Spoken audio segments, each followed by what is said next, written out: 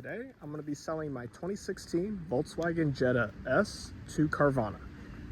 Real quick before we get started, guys, I did make another Carvana video. If you guys did not see that one, it was about my recent experiences buying a car from them with no trade-in, no money down. I did financing through them as well. It was an overall average experience, but I'm going to go ahead and leave that video linked down below in the description.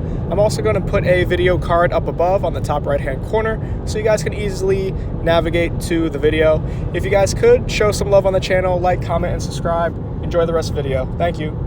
So I did have a couple of concerns selling my car to Carvana. I did have some experiences selling multiple cars to WeBuyAnyCar and CarMax. So when I thought about selling to them, I had a bunch of concerns that were not addressed anywhere online. They were also not addressed on their website. So I was uneasy about it, but I do have to say selling to them was actually easier than buying from them. Now, that doesn't mean it was hassle-free, unfortunately. With that being said, I did go online and I did answer their questionnaire. When you sell a car to them, they ask you a couple of questions. It takes a couple of minutes. They ask you on the vehicle's condition, if there's any damage, any accidents, any modifications, you know, the basic questions that just about everywhere asks. WeBuyAnyCar asked a few less questions. CarMax wanted like a whole inspection before they gave an offer, but Carvana was right there in the middle. Asked a couple of questions. You got an instant offer.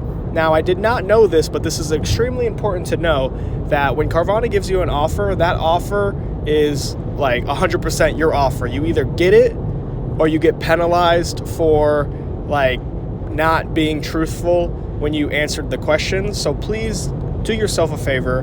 When you go online and you answer the questionnaire, just answer it as truthfully as possible.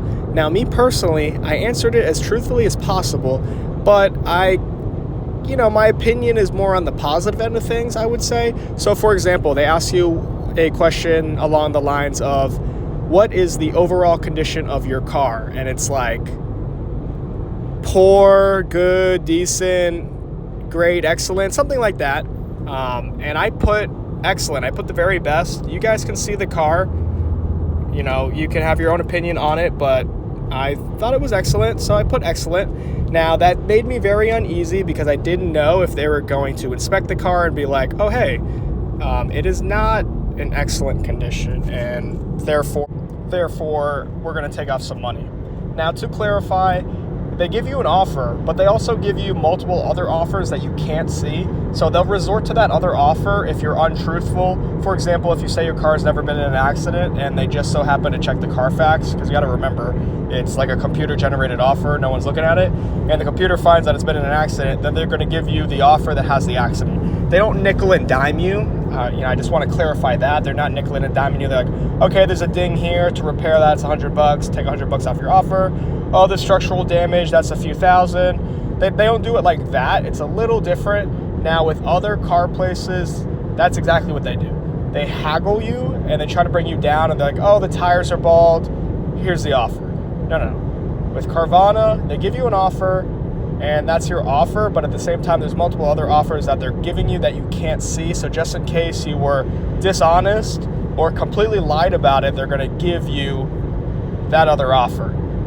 Just to clarify that.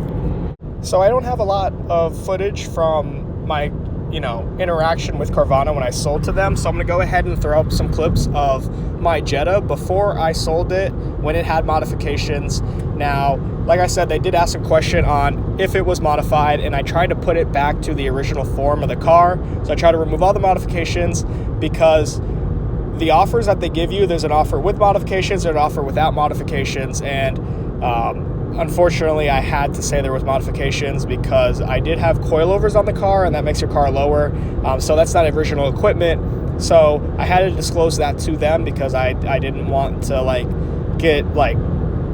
because if it's like really bad, they just won't even buy the car from you. So I just wanted to avoid that overall. So I did say they had coilovers on the car, and I took the offer.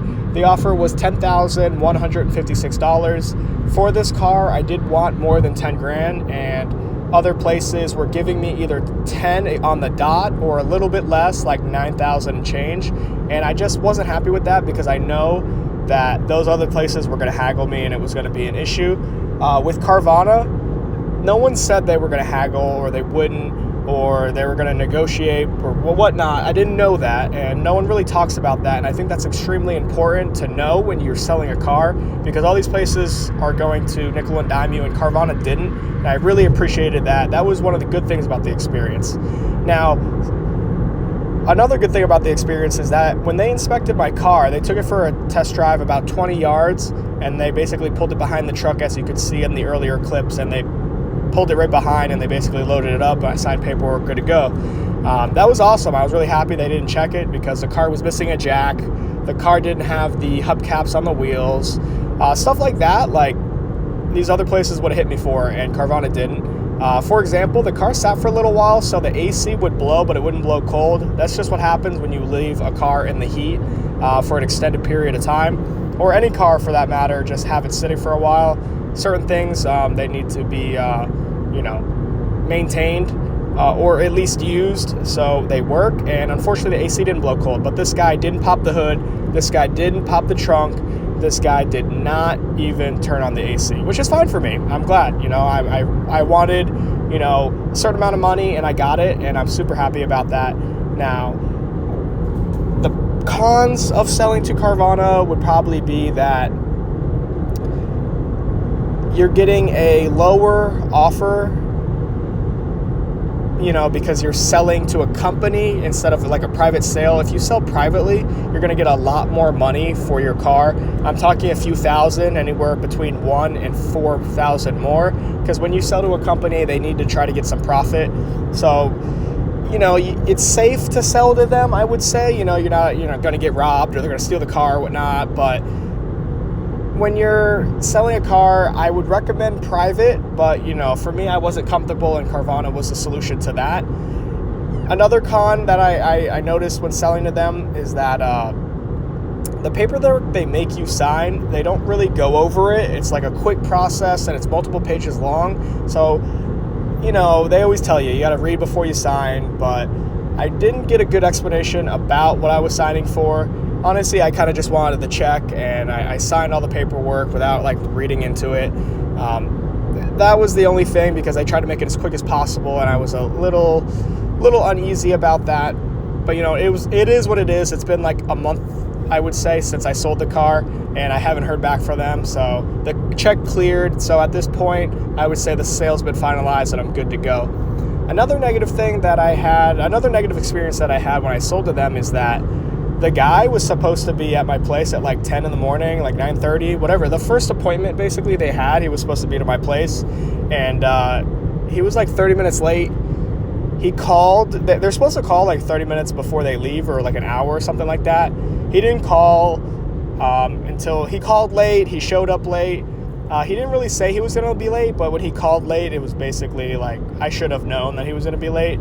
That's no big deal, but, it would be nice, common courtesy. Hey, we're going to be 30 minutes late. If you call late, some people would assume, oh, they're close by. They're going to be here on time, whatever. Or, they're going to be late. It could have went both ways is what I'm saying. That was another negative thing with them as well. And these offers that they give you, they're good offers, but most of them, nowadays, since the market is really hot, they change and they have an expiration date of a week. So just be careful, guys. Don't miss out on a good opportunity. I would say selling to Carvana, I wouldn't go out of my way to recommend them, but they are a great option, and they are better than WeBuyAnyCar and CarMax. Now, I don't want to get into detail, but all those other places that I did try them. I did get quotes from everybody. I even took it to my local Volkswagen dealership that I bought the car from to see if they would purchase it back. And they said they would, but it would have been the same process as selling a WeBuyAnyCar, and it just wouldn't have worked for me. I can make a whole video about talking about the differences between those companies and which one's better than the other, or the pros and cons, and to see which one works for you guys. If you guys want to see that, do me a favor, leave a comment down below letting me know, and I will definitely make a video for you guys. Now, if you guys like Volkswagen content, do me a favor, stick around, subscribe to the channel. I make Volkswagen content once a week. You know, I have a Volkswagen Jetta that I sold, as you guys can see. I just bought a red GTI, so, you know, I'm a big Volkswagen guy. I modify the car, so if you want to see fun content like that, or you just want to support me, don't even want to watch videos, just subscribe. Thanks, guys. I will catch you next Wednesday. You already know what it is. Peace.